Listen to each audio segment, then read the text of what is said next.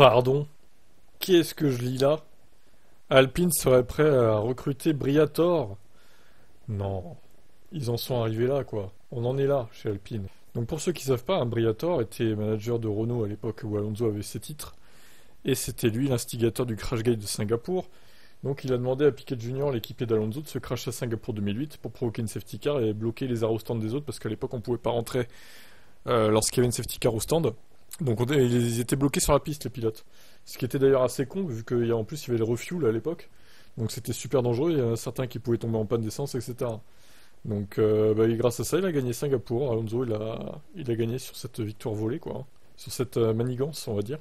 Et Briatore s'était fait bannir, mais au final, il a fait appel et il a été débanni quelques années plus tard de la Formule 1. Bah super.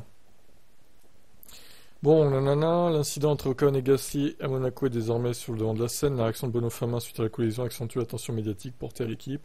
En prenant du recul par rapport à la situation actuelle, difficile, des questions plus urgentes se posent à long terme. Depuis près d'une décennie, leur succès en F1 était très limité. Divers chefs se sont succédés. Instabilité qui a défini le manque de progrès. Selon le Corriere, Alpine considère Flavio Briatore comme quelqu'un de capable d'améliorer la situation. Leur intérêt pour Briatore vient de la conviction qu'il peut persuader des ingénieurs et des designers talentueux de rejoindre l'équipe. Alpine estime que des améliorations significatives sont nécessaires pour atteindre le devant de la scène.